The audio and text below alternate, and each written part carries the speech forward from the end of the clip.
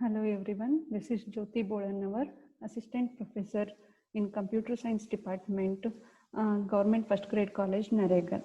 Today in this session, we are going to discuss about the different computer program planning tools like algorithm, flowcharts, and pseudocodes, and how to write them and with some examples. Let's begin with first one. First tool is algorithm.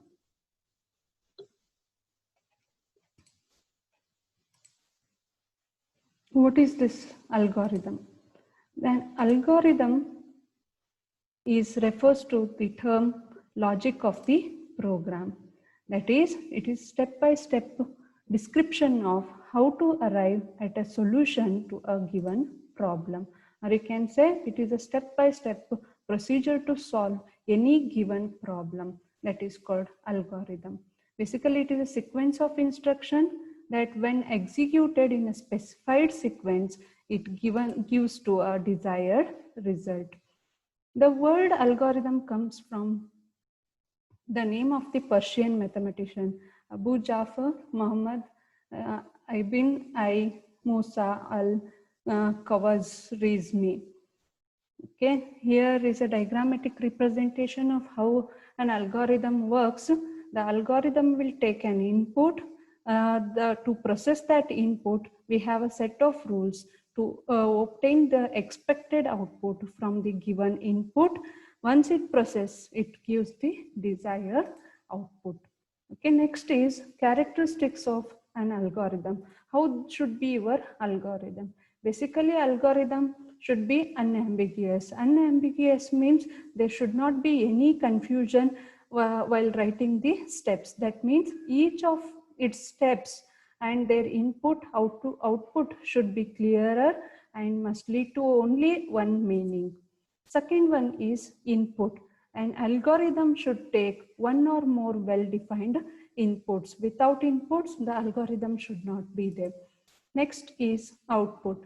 Once it takes the input, we have a steps to solve a problem using those input. It has to give one or more well-defined output, and then they should match our desired expectation. Next is finiteness. Finiteness means the algorithm must terminate after finite number of steps. That means we have to write the precise number of steps to solve any problem. Next is feasibility. Feasibility means whatever the resource we have, within that only we have to write a algorithm so that it gives the desired output. Next is independent. That means the steps in the algorithm should not be dependent on one and another, and it should not be dependent in any of the programming code. That means the steps should be independent. They give only the direction. You can implement these algorithms as a programming code using any of the programming languages. Here are the characteristics of the algorithm. Is the pictorial representation. That is, first one is it should be a clearer and unambiguous.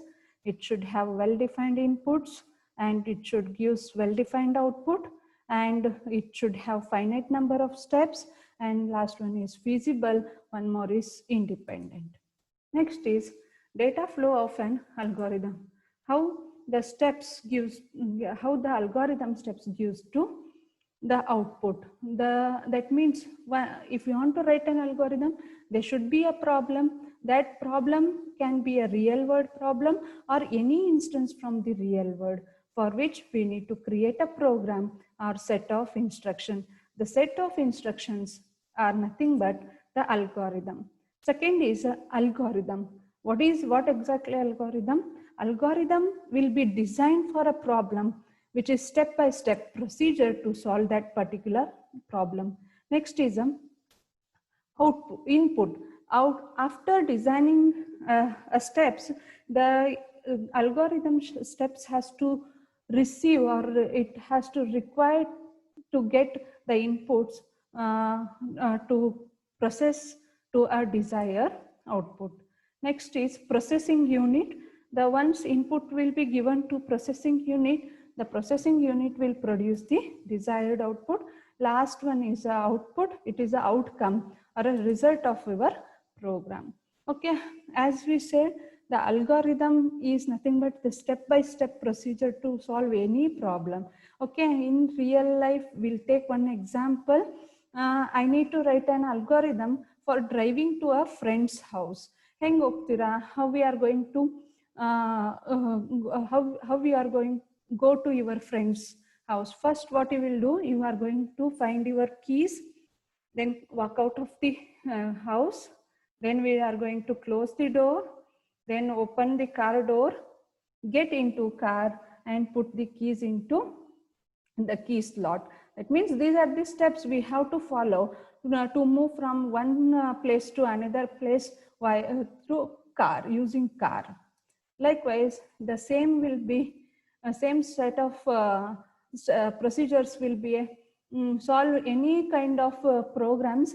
Here one more is the algorithm which we have to write to add two numbers and display the result. As we know, as we say, the algorithm is a step-by-step procedure. So we have to write the step number here.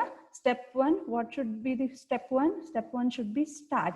Okay, once we start the algorithm, then second step, to add two numbers, we have to get the two input values so that we can add them. So second step, get the values for A and B. A and B are the variables to store the value. Third step is, once we have a values, then next we need to add up them. So in the third step, we have to find the value for the C. C is nothing but A plus B. Then fourth step, once we calculate the addition of two numbers, then we need to display the result. So fourth step is display C. Last step, once we complete all the steps, if we ensures that we reach the desired result, then we have to stop the algorithm. So last step is stop. So any algorithm will start with the first step start and ends with the last step stop. In between, we have to write the steps for receiving the or to take the input, and for processing and produce the output. Okay, consider one more example here. In this example, we need to calculate grade of a student. Already we know how to calculate a grade for a student. Let's consider the student has 4 papers like M1, M2, M3 and M4, and these are the marks scored by the students in different subjects. Okay, the grade is nothing but we need to find first sum of these 4 subject marks divided by 4, that is average of these 4 subject marks. If the average is less than 50, then the student will be the student grade will be fail. If it is greater than 50, then the student grade will be pass. Okay, how we can implement it? As we know, the first step of every algorithm is start. Once we start, second step is taking the input. Here input, to find out the grade, we have to get the marks of the student in each subject. So here we are taking the marks of 4 subjects. They are stored in M1, M2, M3 and M4. Next step is we need to find the grade. Then grade is nothing but here we can consider as a average. Then average, to find the average, first sum up these 4 marks, then divide it by 4, then you will get a grade. If this grade value is greater than, here if is a keyword for conditions. Okay, for conditions we have to use the keyword if. If this grade is less than 50, then what it has to print? It has to print as fail. That means if the student scores less than 50 marks, then it will be fail. Else again is a keyword. That means we have 2 options here. The student either if he is passed or he will be fail in the exam based on the marks scored by the student. So we have 2 options here. First option, if he scores less than 50, he will be fail. If he scores greater than 50, then he pass. Okay. Here end if is again a keyword to indicate the end of the if statement. As we know, last step is stop. Okay, these are the some of the examples. We can use these examples to, or we can refer these examples for the future examples. Next is flowchart. It is a next program. It is a next computer program planning tool in which what happens, what is the meaning of flowchart. Basically, a flowchart is a pictorial or graphical representation of an algorithm. Already we know what is algorithm. Algorithm is a step-by-step procedure to solve any problem. Okay, once we have written an algorithm, we have to represent it as a graphical representation or pictorial representation. That representation is called flowchart. Okay, the flowchart shows the steps in sequential order and is widely used in representing flow of algorithm or flow of process of algorithm. How the algorithm flows from one step to another step, that is represented by using the flowchart. The flowchart plays an extremely important role in displaying information, assisting reasoning. They help us to visualize complex process or make explicit the structure of program or problems or task. It is a visual representation of an algorithm basically. The flowchart can also be used to define a process or a project to be implemented. Okay. There are two types of flowchart. One is program flowchart. Another one is a system flowchart. Then what is this program flowchart? Program flowchart is a flowchart that purely specifies only the flow of operations or instructions or steps of an algorithm pictorially. So it is merely a diagrammatic representation of any given algorithm. The program flowchart illustrates graphically how the program instructions or operations flows in a sequence when sequence of execution of instruction changes. Second type is system flowchart. What do you mean by system flowchart? System flowchart is a flowchart which gives an overall view of a computer. How exactly the operation of computers are represented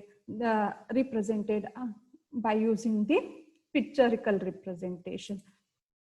In other words, as a name itself indicating, system flowcharts are drawn diagrammatically the total environment of computer system on which the given algorithm or program is to be solved. The system flowcharts provide us a list of special symbols for input or output devices on which the data transactions are read or printed. Okay, next is flowcharting rules. What are the rules we have to follow while drawing the flowchart? The first one is flowchart the main line of logic, then incorporates the detail. First to sketch number bit, then we have to incorporate the details into it. Second one, maintain a consistent level of details for the given flowchart. Third one, do not chart every details. You should not write every details in the flowchart. Otherwise, the flowchart will become a graphical representation of all the steps of corresponding program. We have to have some important things only in the flowchart. Use a common statements that are easily understood for the user and use some symbols. Next, be consistent in using the names and variables in the flowchart. We have to go from left to right and top to bottom in constructing the flowchart. Keep a flowchart as simple as possible and avoid crossing of flow lines. Last one, if you need a new page while drawing the flowchart, break the flowchart at input or output points. These are the some guidelines. We have to follow them while drawing the flowchart. Next, what are the characteristics of flowchart? First one, the diagrammatic representation using a standard convention. We have to follow some standard conventions while representing diagrammatically. Next, depicting flow of control via arrow marks. Arrow symbols use madkondo. We are going to show how will be the flow of control. Third one, presentation of program logic via pictorial documentation. That is nothing but a flow chart. Next, each symbol in the flowchart must be represent an activity. These are the some characteristics of what the flowchart. Next is advantages of flowchart. What are the advantages? First one, basically the diagrams use more visualization than the statement. So it is easier to understand the diagrammatic flow of operations of an algorithm. Second one, assist in varying the algorithm and program. Third one, assist in a error detection and correction, both in algorithm and program writing. If flow of control is not correct, then there will be a error. Then error detection and correction will be easier by using the flowchart. Next, it is easy to discuss and share the ideas on problem solving methods and steps easily while explaining to others. These are some advantages. Next is limitations. What are the limitations? The flowchart appears to be complicated, and the flowcharting is a laborious, especially for large complex problem. If the problem is too complex, then it is little bit difficult to represent them by using flowchart. Is little complicated. Next, flowcharts tend to be costly in terms of time and effort expended for drawing the large flowchart for a massive program. Flowcharts are difficult to modify once they are drafted, especially for a large programming problems, for a simple reason of erasing and rearranging huge number of flowchart symbols and control flow lines, arrows. Okay, these are some limitations.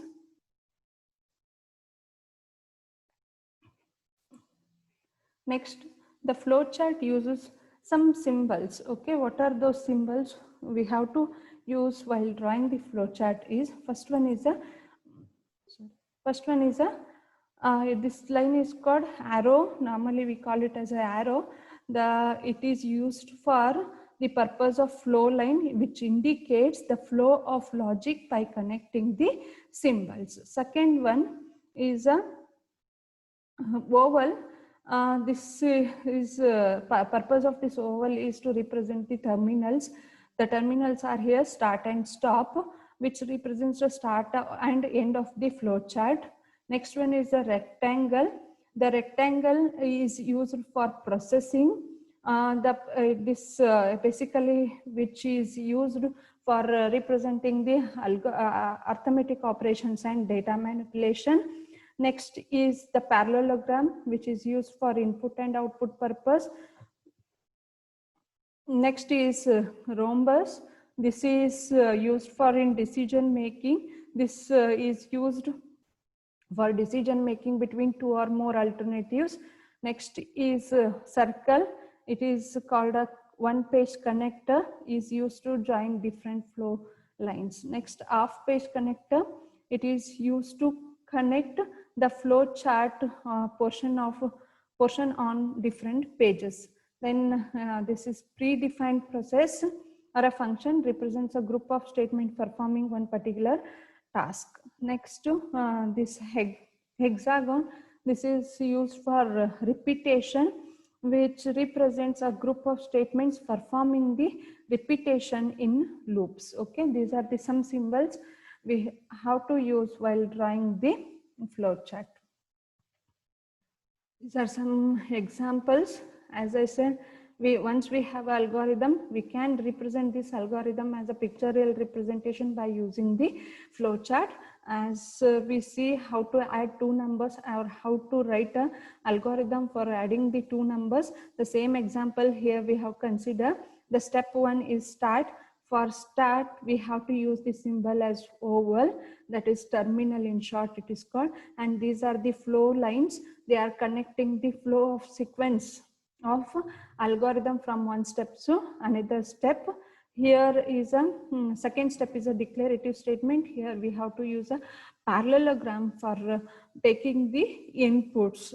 Next is read. Reading is a process. Here the rectangle is used for processing purpose, and here sum is also a process with the arithmetic operation. To represent this operation, again we have to use a rectangle, and for display purpose we have to use the parallelogram. Input and output purpose you should use parallelogram. Terminal, like that is start and stop, we have to use oval, and for manipulations or any arithmetic operation we have to use a rectangle. This is a simple example which converts. Here we have an algorithm as well as a flow chart to represent that particular algorithm. The same, one more example. Here we have to consider the decision making here.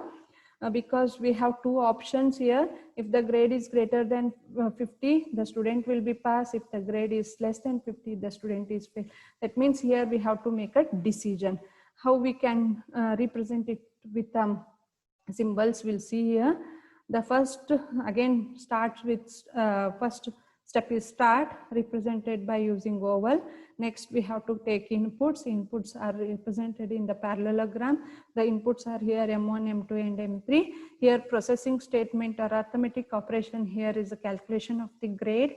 This is represented by using the symbol rectangle. Once we get a grade, we have to make a decision. For a decision purpose, we have to use a rhombus or a diamond shape or symbol to represent. Here we have two options. One option is pass, another one option is a fail. Here condition is what here? If grade is less than 50, if this condition is true, that means if it is yes, then the student is fail. So we have to print the grade as fail. If the grade is greater than 50 means it should not, it is not less than 50 indicates that it is false statement. So the result or grade has to print as pass. Okay, once this is completed, we need to stop the algorithm by using the stop symbol. Next is pseudocode. As the name indicates, what is this pseudocode? Pseudocode is one of the another programming planning tool used for planning the program logic. Here pseudo means imitation or false. Code means a instruction written in programming languages. The pseudocode, therefore, it is an imitation of actual program or computer instruction. These pseudocodes are the phrases written in natural language that computer cannot understand. Natural language means the languages which we use, human beings use, which are easily understood by the human beings, and such a languages are called natural language. This natural language cannot be understood by the computer. Next, pseudocode uses a structure that resembles the program instructions, but they are not actual program instruction. Okay, then how to write this pseudocode? Basically pseudocode starts with start with a program followed by the program name. Okay, general syntax, program followed by the program name, ends with colon. Then the pseudocode ends with the statement end. Okay, here is a general structure of the pseudocode for a program is program followed by the program name colon. Then here we have to write the statements which should be included in the pseudocode and should ends with the end statement. The pseudocodes, we classified the pseudocode structure into three kinds. One is sequence, another one is decision making, third one is a repetition. Here first we'll see what is sequence.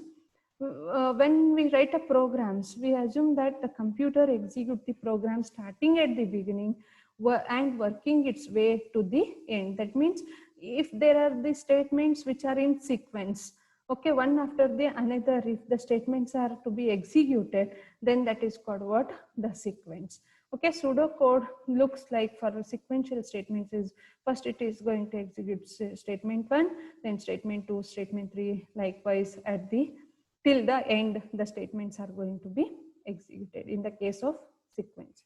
Example of sequence here, if you want to make a cup of tea, then the program for making cup of tea is, here program is a keyword followed by the program name. Program name here we have chosen as make a cup of tea.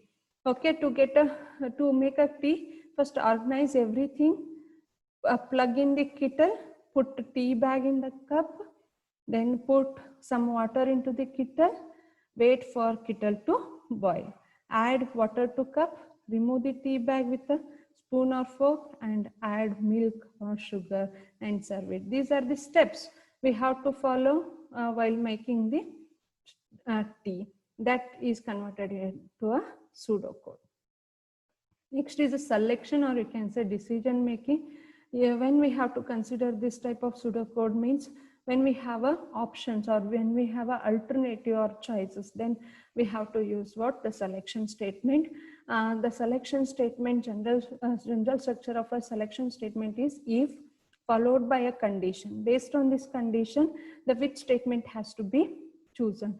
That is, if the condition, then a statement, or else the statement, then it has to end with the keyword end. Here is an example to check whether the in given two numbers which is the biggest one. The program name is biggest number if condition here is A is greater than B. If A is greater than B, then it has to print A is bigger, else it has to print B is bigger. That means here we have two options. Either we need to print A or we need to print B.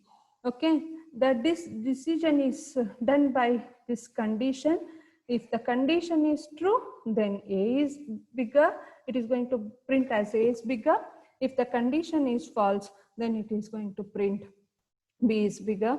Then every if statement has to end with the end if statement. Then the program has to be end with end statement. Next is iteration. Iteration, or we can say looping.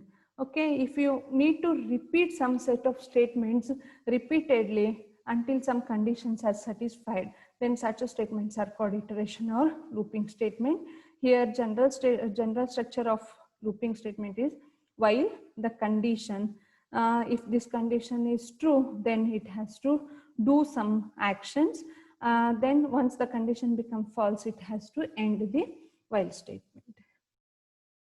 Here is an example, and the same example we have to consider of making the cup of tea. Once we put the tea bag in the cup, we have to fill the kettle with the water.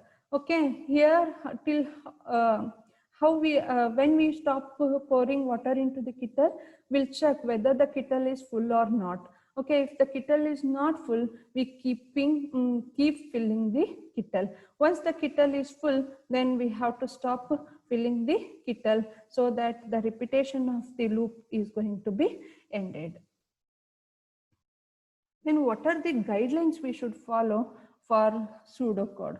The pseudocode must be a simple English. It should be in simple English and independent of any of the programming languages. And each statement or a step in a pseudocode must be unambiguous. There should not be any confusion in each and every line of the pseudocode. Use capitalized keywords like what? Read, program, print, if, else. Likewise, we have to use some capitalized keyword. Each statement step must have one entry and one exit.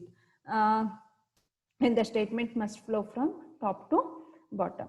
Each pseudocode statement must be written on a fresh line. Every statement in the pseudocode should be in the new line. Next one is use concise keyword and three control structures. Three control structures in pseudocodes are again selection, sequence, selection, and repetitions. Okay, these are some guidelines we should follow while writing the pseudocode. Then what are the advantages of pseudocode? As compared to flowchart, converting the pseudocode into programming language is much easier.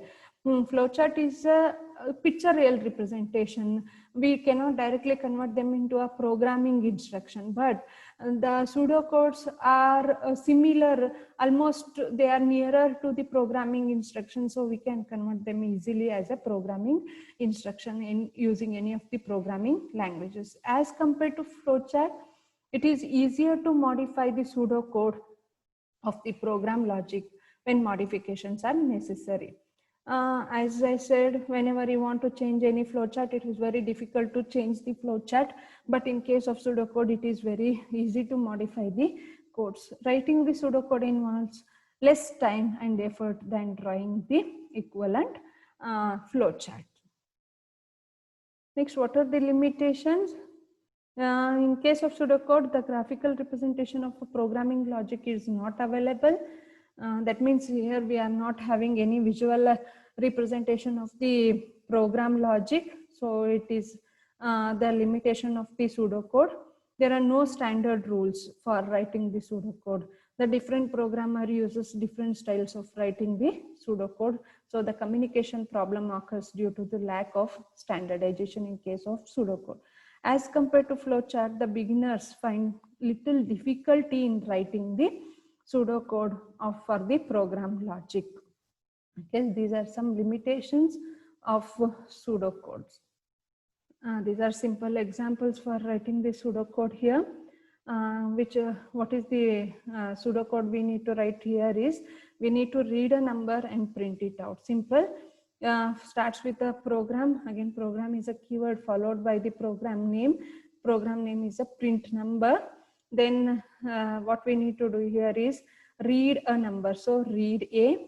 Then second step we need to do is print a number. So print A. Then every pseudocode ends with a end keyword. Okay, this is one simple example of a pseudocode. Second example, same. Print biggest of two numbers. Same here. The program starts with a program followed by the program name. The program name is print bigger of 2. Then to compare two numbers, we need to read two numbers.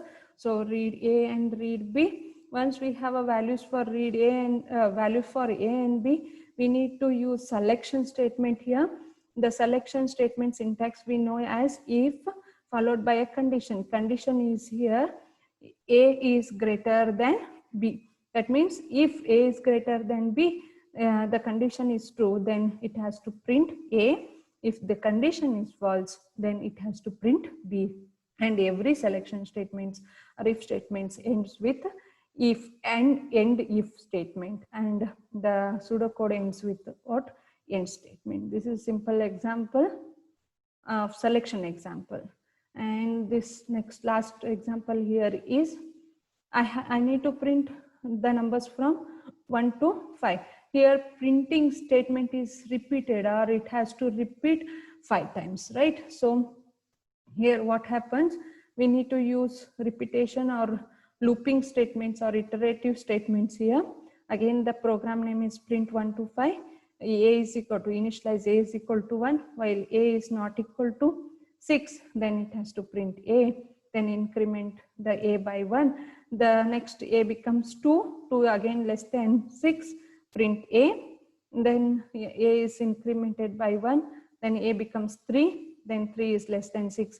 It will be repeated. Once A becomes 6, then 6 is not equal to 6. So the condition becomes false, then it will come out of the looping statement and ends with a end statement.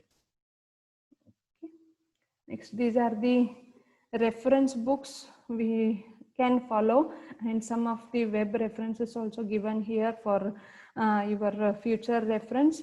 We can use them for further studies. Thank you.